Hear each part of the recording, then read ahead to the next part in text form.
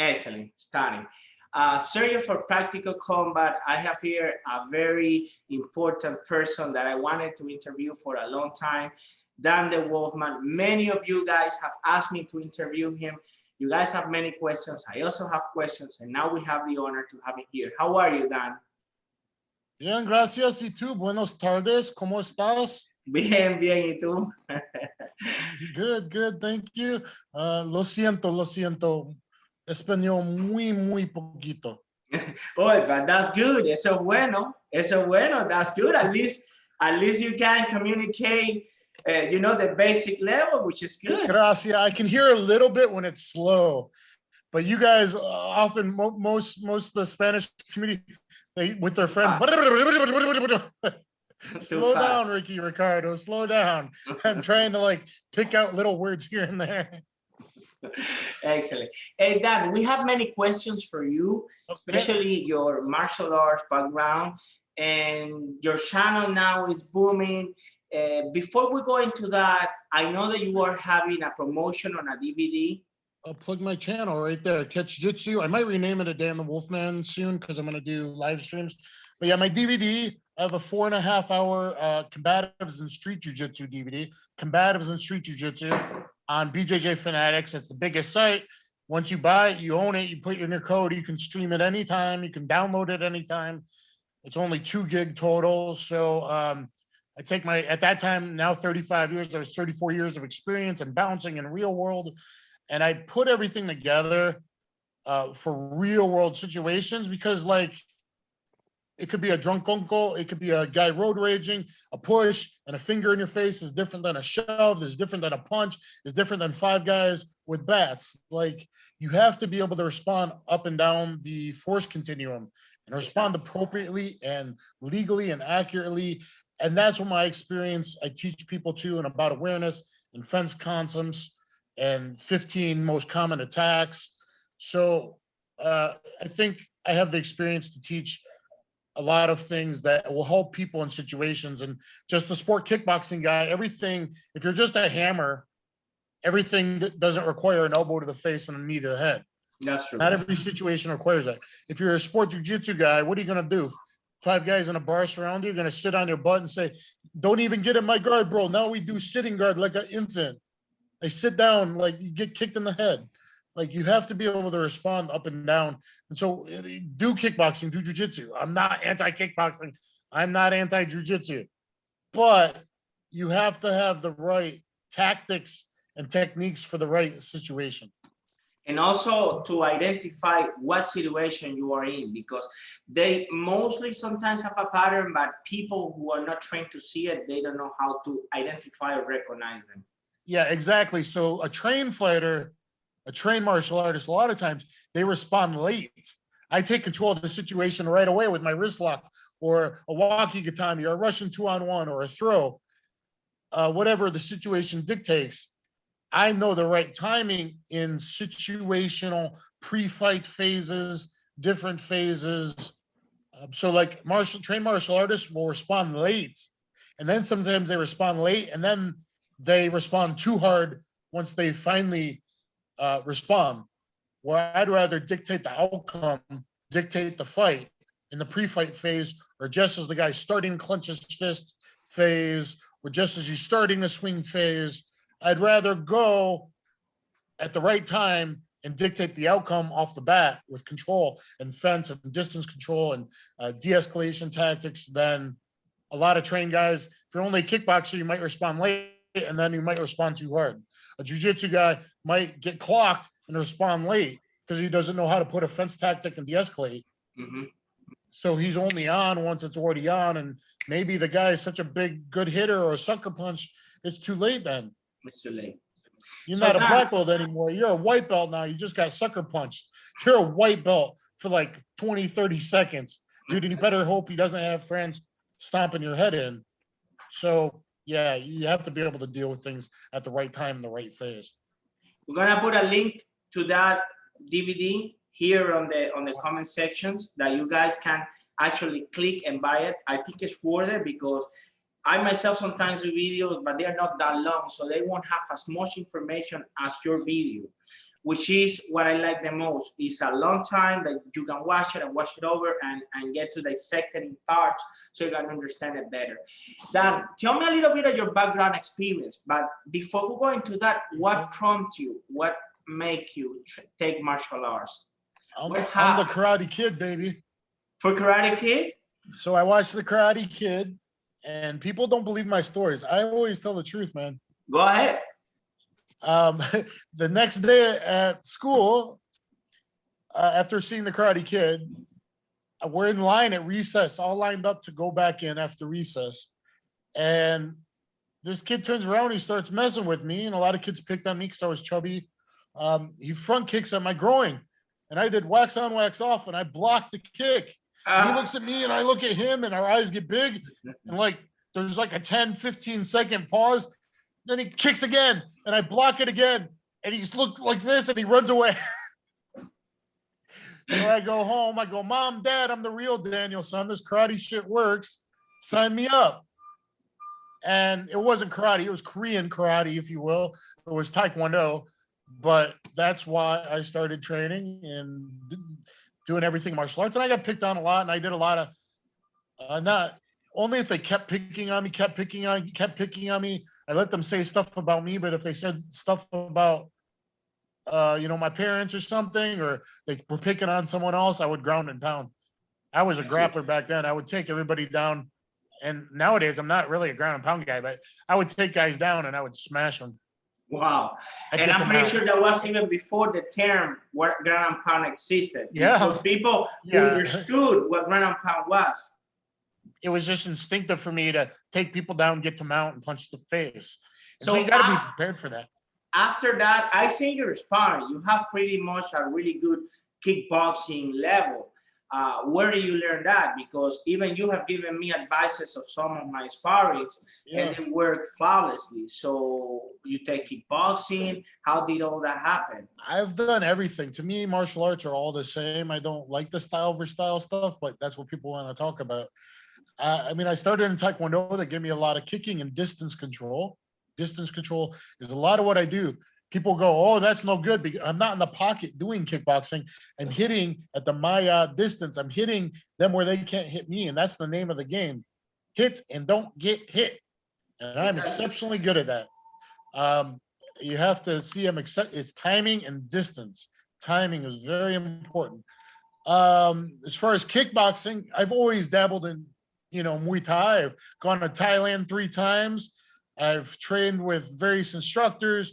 I trained with Métis Jitapek. He changed his last name now. Now he's not fighting anymore.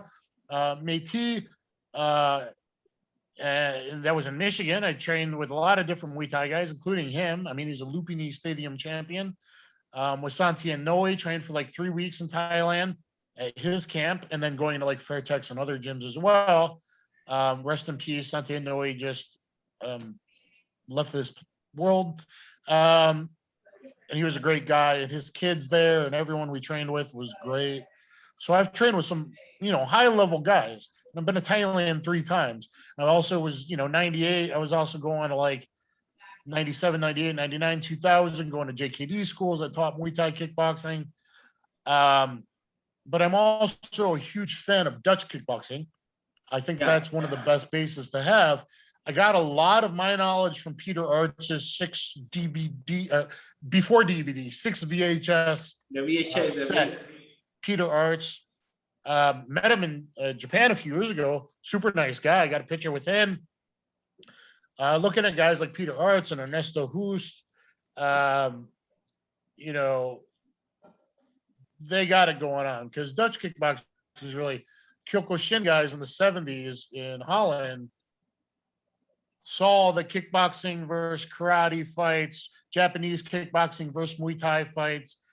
I'm not an expert historian, but they took the Kyokushin and the Muay Thai and then added the boxing. And even though they have better hands than the Muay Thai guys are getting a lot better because they're flying in like Filipino boxing coaches and stuff. Mm-hmm. The top level guys, like their boxing is a lot better the last like 4 years than it used to be. But the Dutch kickboxers had the Kyokushin, the Muay Thai, the boxing, and that's Dutch kickboxing. And like for striking, that's a pretty good triad to have, to go, kick on the end like Bas Rutten. Okay, any of the Dutch guys, like that's some pretty good stuff. So that's a good base to have, but that's not necessarily what my striking looks like. I can do that game, but I prefer the more distance game, attack by drawing, JKD, Bruce Lee, and karate blitzes. And I've been teaching blitzes and neo striking shifting combinations for a long time. And guys are just starting to be switch stance fighters and shifting more and more. And the commentators don't even know what they're really doing. I've noticed that too.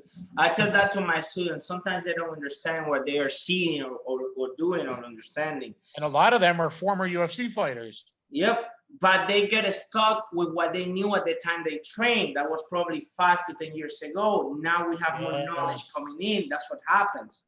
Yes. So even some of them, they're Daniel Cormier, not picking on anyone. I love DC, but just because of what, making your point, follow up, or Bisping, those guys stayed orthodox. They weren't switch fighters and they weren't shift fighters. You have to be a switch fighter to be able to be a shift fighter. So they weren't a shift fighter. They weren't a neo striker. I have videos now really showing my neo striking system. The second one goes in a couple hours. So at least the first round of my MMA neo striking system, not a combination, which most are one shotters, people one shot. You have to be able to throw combinations. And then my system is combinations of combinations. A combination sets up the next combination based on the most likely response that you get through experience or someone like me teaching you. Dan, I have a question. How many fights do you have, like sports wise?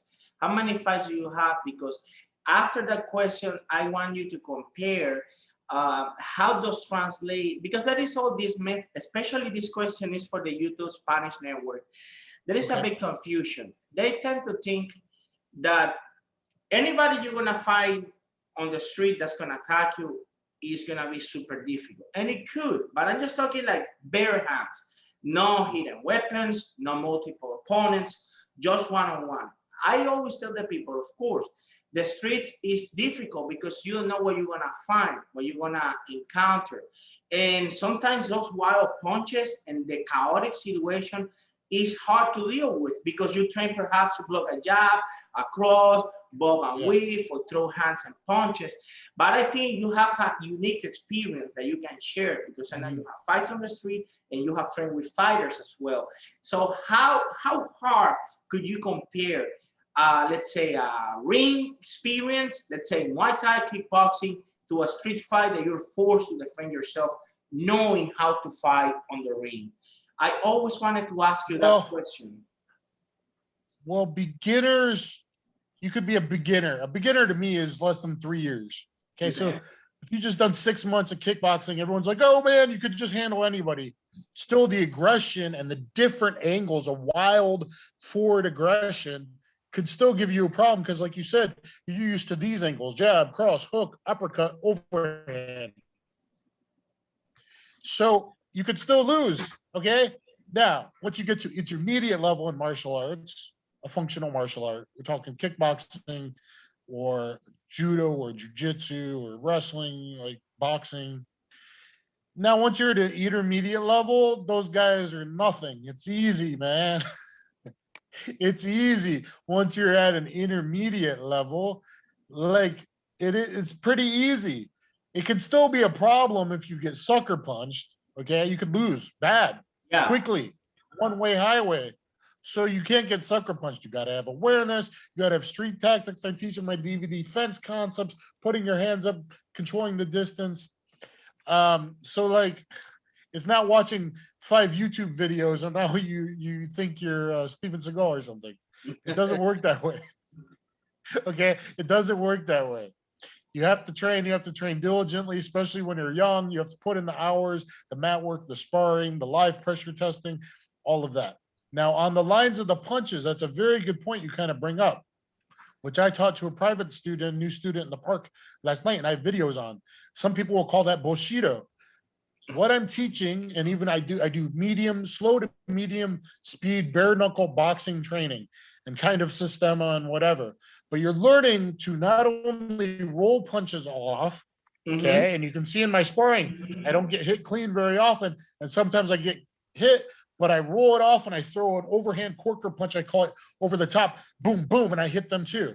That part of that I get from my training like that, to slip punches, but also to hit with back hammers and unconditional, untraditional angles.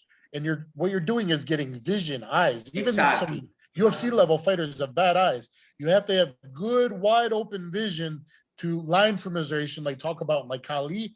You have to have line familiarization, brain mapping. You're teaching your brain about spatial relationships, about angles, whether that's striking or grappling. You're teaching your brain about spatial relationships and angles. And that's very important. I like that. So, well, I do that too, because I have some training in Wing Chun, and actually what I like, the style I like the most, don't laugh, is Bao San. It's a Kung Fu style. It's what gave me, I would say, the concept. Before I Did you was say training, Bagua? Bao San, the Jing Okay. style. Before I trained that, I did karate. I did karate in Cuba for 7 years. And I was a black belt and I couldn't defend myself very well on the street, to be honest with you. I could defend to some level, but especially when people will get into the grappling part, let's say, you could hear, I was about to fight somebody and you could hear their friends, be careful, he's a karate guy, just talking, like the head choke, the regular head choke. As long as anybody would do that to me or to any of my karate colleagues at that time, we were lost. We would do the same. And then you could get up by, I don't know, they get tired easy. We were training, running, being a horse stand. That would make a difference, but we couldn't really defend ourselves about most street But attacks. it became like a 50-50 fight when it should have been a 100-0 fight. Correct. And I remember that's what frustrated me a lot, because I would tell my sensei, hey, help me out. I have this guy in the school. We fought on Friday. I try to avoid the guy's coming at me on Monday. I know it. He did this to me. What do I do to defend myself? And he would tell me, oh, that's later on the program. And I said, okay, I have the issue right now. I cannot wait until now. The issue is next Monday.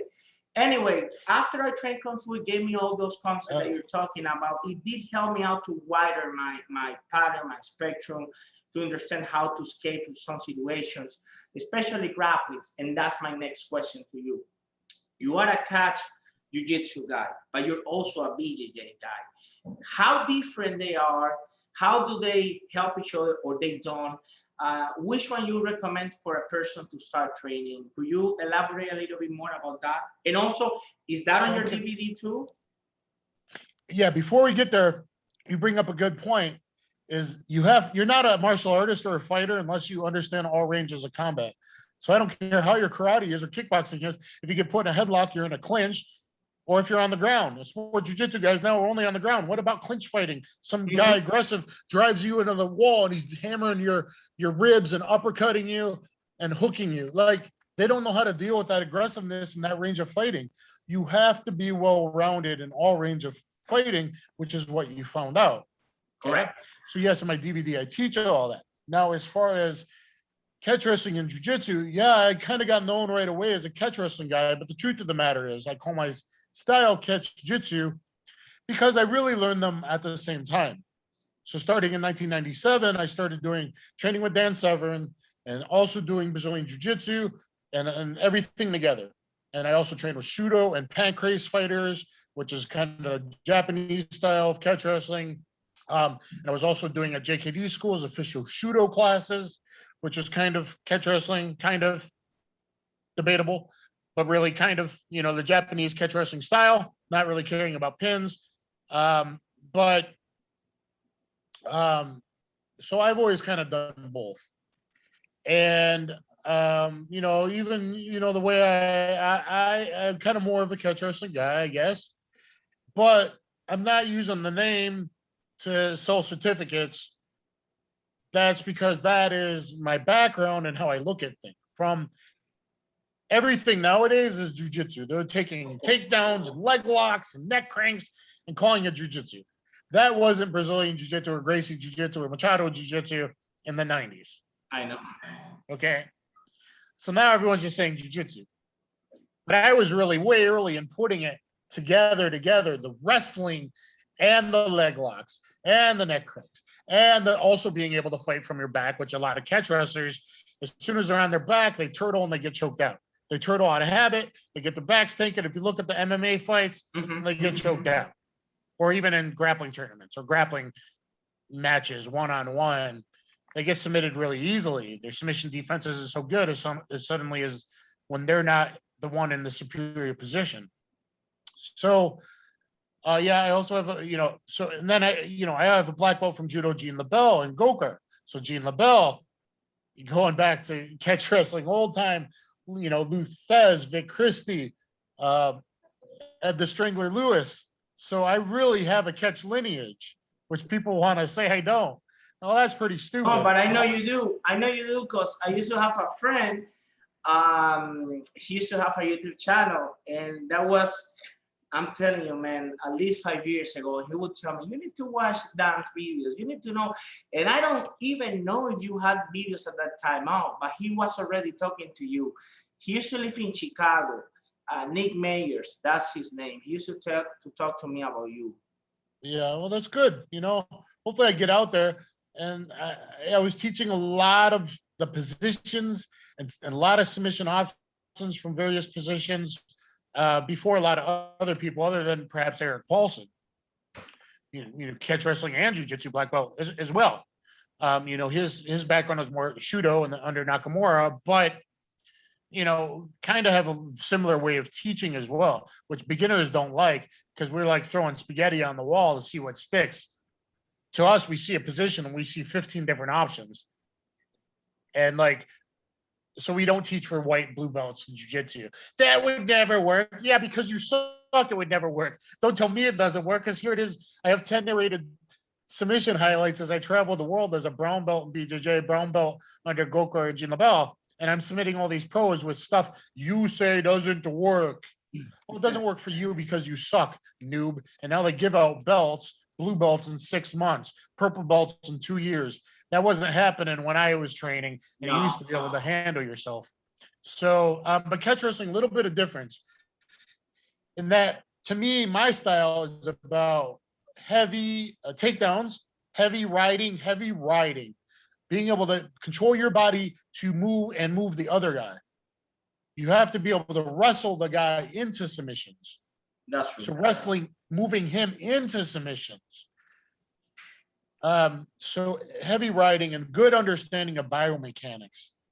So I don't just do a top wrist lock, paintbrush, Udigrami, pin, in, lift, drag.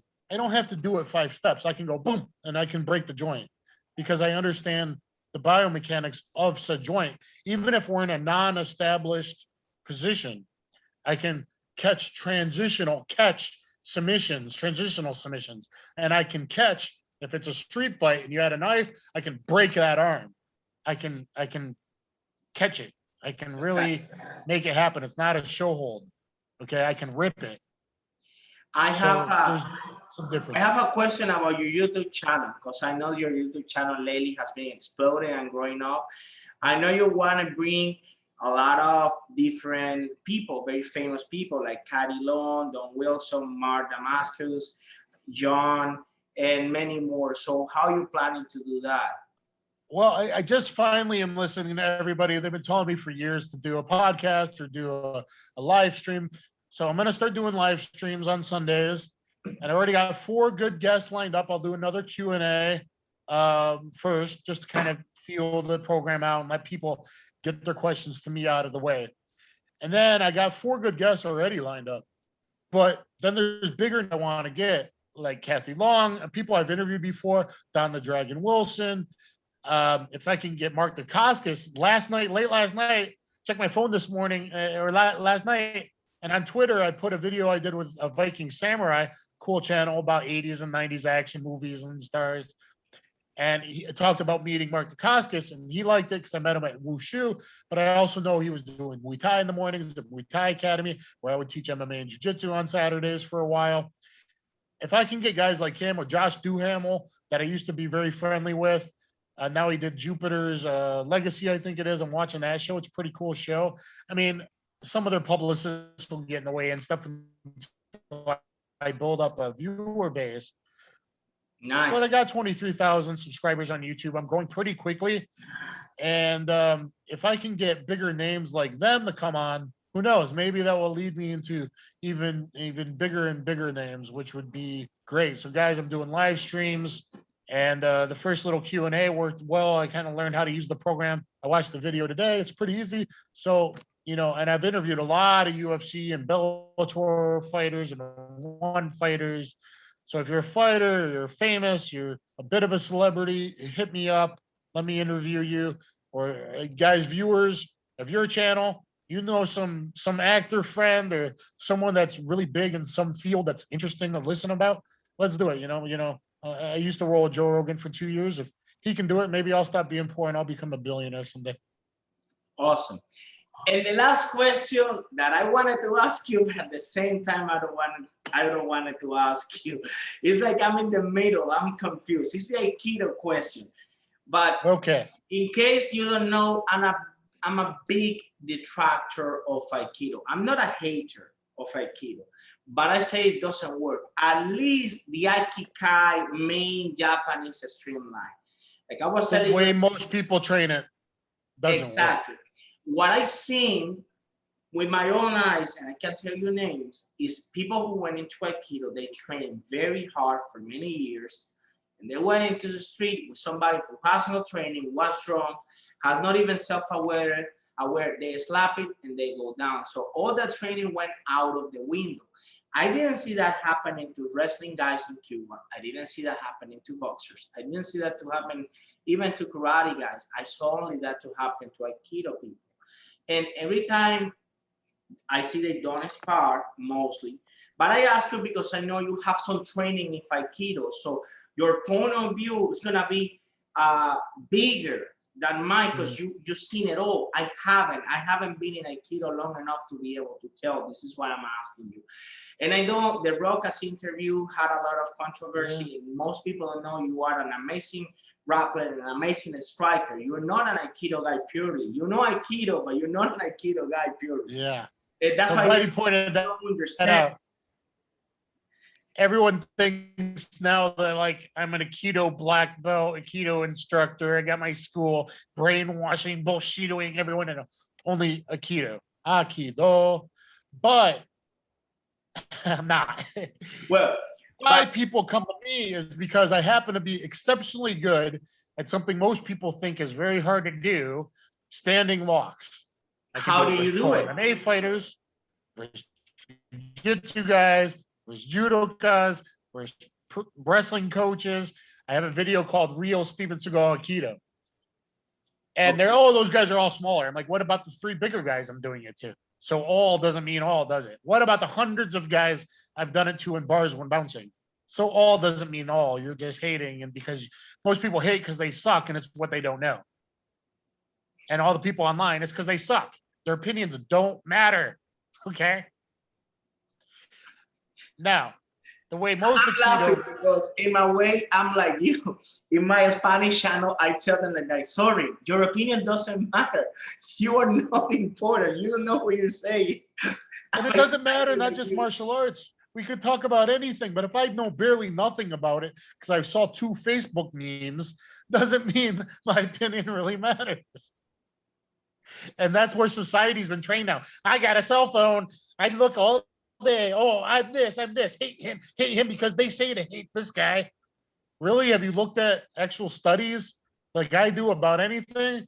Have you read peer-reviewed journals, the at least in different countries, and read? I read, study, understand stuff, read history books. And you travel, and then I traveled. And then you pay your dues to the people that know, that can teach you. This is what these people don't understand. Yeah. So it's bad out there, man. Now in Aikido, you're right. Most Aikido people suck. But why? I said it. Training methods and flower power. Love, peace, and harmony, my friend. Namaste. They come with you, the energy. I'm sorry. The guy trying to rob you isn't coming at you with love, peace, and harmony. Nowadays, it could be 5 15-year-olds standing on the corner, and then they sucker punch you, and now they stomp you. It happens all the time, especially because media and certain people are pushing them to act in that kind of behavior because they want to destroy good society. People being friendly and living the golden rule and taking care of each other. And it's almost like they like people to be poor and violent and kill each other and be diversive instead of trying to get people to be good and be welcoming. And hey, my brother, whether we have a different background, I'm Caucasian supposedly, and you're Hispanic, who cares? The people I hung out with last night from the Congo, good people don't care. Good people don't care. So it's about good people. So Aikido, why do they sing? Because the people attacking them aren't going to have love, peace, and harmony in their hearts. They're going to come aggressively with punches. They're going to sucker punch you. They're going to say, hey, can I have $1? Can I have the time? They're going to stab you. And that's the reality of that. So most Aikido people suck because they can't even mentally, psychologically, they can't even handle aggression. If I shoved most Aikido people and I just came up and said, hey, what's your problem? And shove them, they would go like this. Their body, all that flowing Aki, they would become so tense that they're just going to get a beat down. All right. Now, that's the way it's trained now. But back in the day, Aikido was only taught to people that were already well-established judokas and karatakas. They were already black belts in judo, and they already had some experience with karate, at least, most of them. It was Daito-ryu Aki Jiu-Jitsu, and the Aikido people were teaching Daito-ryu Aki Jiu-Jitsu, and Ueshiba was teaching Daito-ryu Aki Jiu-Jitsu even to at least the late 50s. If you look at the syllabus and the old scrolls, and you talk to guys like Sato, they were teaching, it was Daito-ryu. Now, if you want to start going into now, yeah, it wasn't Akikai. It certainly wasn't the sun. It certainly wasn't, well, 70s, hippies, flower power. Let's spread the peace, love, and harmony so we can get more schools and get more money. Make the world better with our peace, love, and harmony. I'm a peaceful guy. I de-escalate. You think I beat up the crap out of every guy that ever looked at me bad? No. I'd be in prison. Of course. I can be peaceful and loving too. I can especially be peaceful and loving. I can be a warrior in a garden because I know I'm a warrior. If I try to be a gardener in war, it doesn't work out so good. And that's what the Aikido typical people you talk about. So, now, if you have the judo background, if you're higher level, that doesn't mean some of the concepts I taught, my videos coming out, maybe you'll get because of your kung fu background. Maybe you'll be able to understand. People watching it are going to go, Bullshido, Dad's teaching Bullshido. But I already know how to spar and I already know how to grapple. I already know how to fight. Pressure tested, sparring, live, randori, all that keyword stuff. But I can also go whoop, and move out of the way. And we're in a clinch, and even a Muay Thai clinch or wrestling, even against a grab, I can go with some internal type energy. I throw this guy off camera a couple times. I didn't even mean to throw him that big. Just with the little internal, but you can only get that because of spinal structure, because of base, and you have to have structure and base. And if I understand structure and base, and I have sensitivity, which you can get from things like Wing Chun, Kali, Tai Chi, Bakwa. I've never done Bakwa. I've seen suck. Oh, this old guy in China could probably really throw a younger Sanda guy because I can see it, and most people can't see it in YouTube. They can't see it in videos, but I can see it. And I go, oh, so as I get older, I mean, I wish if I could find some real expert guy who had the real touch, dude, I'm going to do some Bakwa. I'm going to do it. Yeah. There are two, I mean, there are more, but there are two main styles, the Shen and the Yin. The Yin is the one I train. It's most oriented, it's very pretty, but it's very oriented to fighting. And that's the one that people don't know. They know the big one that makes the circles. We do the circles too, but it's a little bit different because we have the animals. Hopefully you get it when you watch these videos of mine, because I show even from how guys could use it functionally. They want to know about that. So okay, here's a Muay Thai pummeling drill, the neck pummel. Here's a wrestling pummeling drill. but I can still lock and throw and do stuff other people can't. And I think your background, hopefully you can see it and get me teaching and understand it. It's not for everybody. I could probably be able to read what you're doing and I hope so. Understanding and more. So that leads to my student's question yesterday. Why can a guy like Rokas waste 15 years of his life and he didn't have anything? Because he didn't have anything. He had no principles. He understood no concepts. If you don't have spinal structure and base, how are you going to float and dance with someone? I can float and dance with people. Mifune and Gozo, Aikido guy, Mifune, judo guy, he could float around people's heads. He could float like Yoda. And Joe Rogan used, it was my video. If you look it up, I'm talking about Mifune. That video was my old channel. You can see the banner at the bottom, thecombatsystem.com. So Rogan was still watching my channel back in the day. That was me. That was my video of Mifune doing it. Those guys can float, but they can float because they used to understand judo base and strong spinal structure from judo. They can do that because so that you can get to a higher level. There's a guy teaching Gozo's son right now, an older guy, his name starts with the M. He has the real touch. He has the real deal. Most people couldn't see it. But he's taking famous Gozo's grandson down. Even though he's a Daito Ruaki Jiu-Jitsu guy, he's taking Gozo, the famous Aikido guy's grandson, down because the grandson must have found out this guy still got the real deal. Unfortunately, they're dying. Not many are left. Yeah, exactly. That doesn't mean all Aikido sucks.